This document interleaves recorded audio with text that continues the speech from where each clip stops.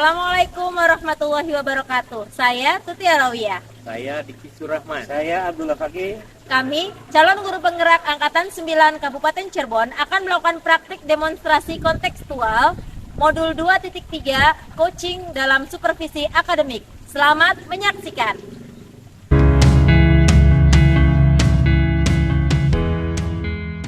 Assalamualaikum warahmatullahi wabarakatuh, Pak Fakih. Waalaikumsalam warahmatullahi wabarakatuh, Ibu. Bagaimana kabarnya, Pak Fakih? Alhamdulillah sehat Oke. dan semangat. Bagaimana sendiri kabarnya, Ibu? Alhamdulillah sehat sekali. Terima kasih Pak Fakih. Oh ya Pak, jadi sebelum proses coaching Bapak, saya ingin melakukan observasi dulu ya, praobservasi dulu kepada Bapak. Jadi saya ingin membicarakan sesuatu dulu dengan Bapak, boleh Bapak? Silakan, Bu. Oke, jadi nanti selama coaching, antara coach dengan coach ini akan saya amati proses kegiatan coachingnya, apakah sudah sesuai dengan rubrik penilaian alur tirta atau belum. Nanti apakah Bapak sudah melakukan pertanyaan berbobot, kehadiran penuh, dan mendengarkan aktif. Nah, dari respon antara coach dengan coach ini akan saya nilai dengan rubrik sangat baik, baik, kurang baik. Tuh ya Pak. Baiklah, sebentar ya Pak. Nanti jangan lupa juga disesuaikan dengan prinsip coaching yang seharusnya ada, seperti kemitraan, proses kreatif, dan juga memaksimalkan potensi gitu ya Pak. Mungkin sebelum proses observasi dimulai ini, boleh saya menanyakan sesuatu Bapak? Silakan, Ibu. Oke. Untuk sekarang nih, kompetensi coaching apa yang ingin Bapak kembangkan hari ini? Terima kasih, Ibu. Dalam kegiatan coaching bersama coaching, kompetensi yang ingin saya kembangkan pada kesempatan kali ini adalah tentang kompetensi inti coaching. Yang pertama adalah presence, kehadiran penuh saya bersama coaching, kemudian mendengarkan aktif, supaya pada tahap berikutnya yaitu kita dapat mengajukan pertanyaan-pertanyaan yang berbobot kepada coaching. Baik, Pak. Jadi Bapak ingin mengembangkan ketiga kompetensi ini ya Pak ya. Dari semua ini, kira-kira dari ketiga kompetensi tersebut, mana kompetensi yang spesifik yang ingin Bapak kembangkan? Baik, Bu. Dari tiga kompetensi inti coaching yang ingin saya kembangkan, yang lebih spesifik ingin saya kembangkan adalah yaitu mendengarkan aktif, Bu. Oke. Kemudian tentunya secara mengalir, ketika kita mampu mendengarkan aktif dalam dialog dengan coaching, kita akan mampu mengajukan pertanyaan-pertanyaan yang berbobot kepada coaching dalam proses coaching. Baik. Berarti ada dua kompetensi inti yang ingin Bapak kembangkan ya, yaitu mendengarkan aktif dan mengajukan pertanyaan berbobot. Indikator ketercapaiannya inginnya seperti apa Pak? Menurut saya ketercapaian yang ingin saya dapatkan dari proses coaching yang saya lakukan adalah saya ingin coaching mampu mendapatkan solusi permasalahannya dan kemudian bisa meningkatkan kompetensinya, sehingga coaching tahu cara bagaimana menyelesaikan permasalahan-permasalahan yang dihadapinya, kemudian mengetahui juga langkah-langkah, tahapan-tahapan untuk memecahkan masalah itu seperti apa. Oke, ya Pak. Baik Bapak, terima kasih. Indikator-indikatornya udah saya catat di sini. Silahkan Bapak melakukan proses kegiatan coaching bersama coach Bapak. Nanti akan saya amati. Setelah selesai proses coaching, nanti kita ngobrol-ngobrol lagi ya Bapak. Iya, Bu, siap. Silakan. Assalamualaikum Bapak, bagaimana kabarnya hari ini? Alhamdulillah baik, Pak. Gimana, Pak? Kabarnya Bapak? Alhamdulillah baik, Bapak. Saya dengar Bapak mau menyampaikan sesuatu, mau menceritakan apa kira-kira, Pak? Betul, Pak. Saya ingin menceritakan permasalahan saya Pak di sekolah. Yang Bapak bisa bantu. Insya Allah bisa. Kita insya Allah ada waktu sekitar 15-20 menit ke depan. Silakan sekiranya apa yang ingin diceritakan.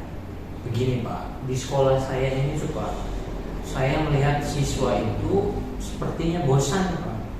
Untuk belajar di sekolah saya amati rekan-rekan saya ini melakukan pembelajarannya monoton, serama, padahal mereka kan bisa memanfaatkan sarana yang lain seperti fokus atau juga lapangan yang luas di sekolah kami.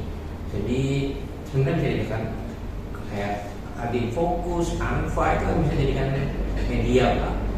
Tapi pembelajaran begitu-begitu saja, membosankan, begitu Pak.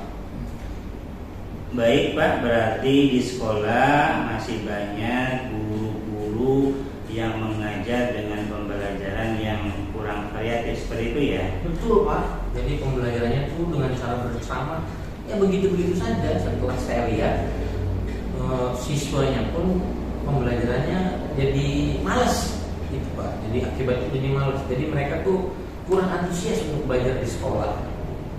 Baik Pak, kira-kira apa yang ingin didapatkan dari proses percakapan kita hari ini? Saya tuh inginnya ada perubahan gitu Pak. Perubahan setidaknya sedikit terlihat ada perubahan. Cara mengajar itu lebih dirubah, mungkin untuk menggunakan metode, model, media, memanfaatkan media yang ada di sekolah. Begitu Bapak. Oh ya, sebelumnya saya ingatkan percakapan kita direkam sehingga akan menjadi referensi buat saya untuk mencatat setiap percakapan ya. Oh begitu. Kira-kira apa yang ingin ada perubahan tentunya dari rekan sendiri untuk dalam proses mengajar Pak? Perubahannya itu saya menginginkan metode, model, dan memanfaatkan media yang ada di sekolah secara maksimal Pak. Tapi begitu kurang dimanfaatkan secara maksimal oleh guru-guru, begitu Pak. Berarti pembelajaran yang bervariasi ya Pak ya? Pembelajaran bervariasi itu kan kalau dibilang idealnya adalah level 10 dari 1 sampai 10, terbaik adalah 10. Kemudian kira-kira dari pembelajaran yang selama ini dilaksanakan level berapa nilainya? Mungkin dari yang pemaparan saya tadi paparkan itu mungkin masih di level 5 Pak. Karena masih banyak yang guru yang belum memanfaatkan Pak. Berarti lebih baik mungkin ya guru-guru itu bisa memanfaatkan teknologi seperti PowerPoint, jangan menggunakan hanya salah saja, tidak maksimal Pak. Gitu Pak. Kalau sudah begitu, sekarang kira-kira Bapak langkah-langkah yang akan dilakukan untuk membantu guru-guru melakukan perubahan pembelajaran itu seperti apa ya Pak? Mungkin langkah pertama yang ingin saya lakukan adalah mendiskusikan Pak permasalahannya kepada rekan-rekan. Kemudian diskusinya saya ingin isinya ya jangan harus ada perubahan gitu. Lalu kemudian saya akan melakukan pendampingan dan mentoring seperti itu Pak. Oh seperti itu, berarti setelah mendiskusikan dan hasil diskusi akan dimonitoring melalui proses mentoring. Apakah ada strategi lain yang bisa dilakukan dalam melakukan perubahan kepada rekan-rekan? Mungkin saya akan mengadakan pelatihan atau semacam workshop Pak, begitu untuk semua guru. Oh begitu, baik. Kira-kira Pak, tadi ada mentoring dan juga nanti ada workshop yang dilakukan. Kira-kira yang akan dilakukan untuk saat ini yang nyaman untuk dilakukan, itu metode strategi yang dilakukan itu yang mana Pak? Untuk tahap awal mungkin saya lebih ke monitoring dulu Pak. Karena kalau yang mentor itu kan sasarannya langsung ada perubahan. Jadi kalau yang pelatihan itu kan nantinya sasarannya tidak fokus, jadi lebih lebar. Jadi kalau mentoring kan lebih mengena. Kalau pelatihan tuh harus ada dari diri sendiri Pak. Jadi susah kan, motivasinya ada kurang apalagi disuruh pelatihan. Jadi saya lebih fokus ke mentoring dulu Pak. Ya baik, dengan proses mentoring yang akan dilakukan tentunya bisa dilaksanakan berkolaborasi. Kira-kira siapa yang dapat membantu Bapak dalam proses mentoring tersebut? Mungkin saya punya teman Pak, dia itu jago IT, mungkin bisa membantu saya untuk menyamakan konsep dulu dengan rekan saya, seperti membantu melakukan mentoring sehingga sasaran-sasarannya lebih banyak mencakup Pak, tidak lebar. Baik, berarti Bapak akan melaksanakan kegiatan yang kolaboratif. Betul. Dengan rekan, termasuk dengan yang di mentor, yaitu rekan-rekan guru yang lain, betul kan Pak ya? Betul. Jadi saya akan berkolaborasi dengan teman-teman yang sefrekuensi dulu.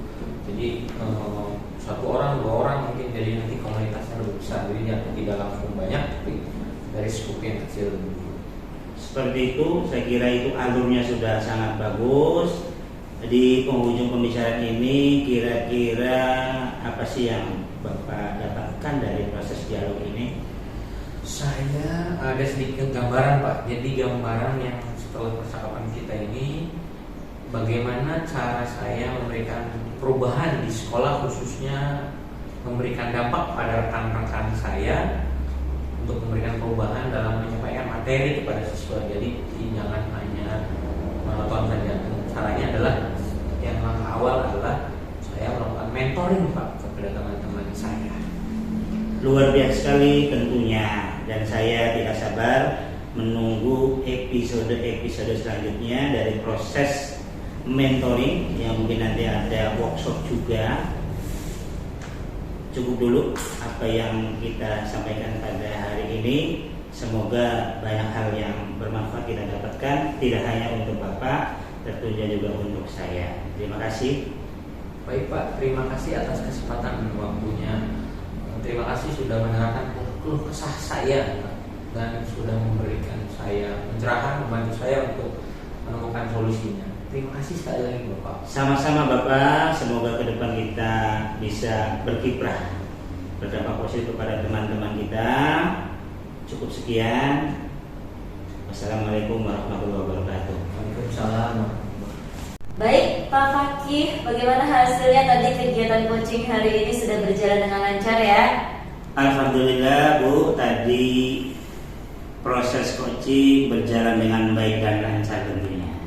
Alhamdulillah. Nah, setelah saya observasi tadi kegiatan coaching Bapak, saya ada sedikit pertanyaan nih yang kepada Bapak ya. Oke. Pertanyaan pertama kita, apa saja yang sudah didapatkan pada saat coaching terkait indikator ketercapaiannya nih Pak? Baik Bu, tadi selama proses coaching, saya selaku coach bersama coaching sudah melaksanakan coaching sesuai dengan alur Tirta, yaitu pertama menanyakan tujuan dari coaching, kemudian mengidentifikasi masalah-masalah, kemudian berikutnya adalah merencana aksi yang akan dilakukan setelah identifikasi masalah, kemudian tentunya menumbuhkan tanggung jawab. Kemudian saya juga saya menilai diri saya mampu menggali potensi dari coaching tersebut untuk menemukan solusi atas permasalahan-permasalahan yang dihadapinya. Oh ya, baik Pak. Pak Fakih sudah berhasil ya Pak menemukan proses ini.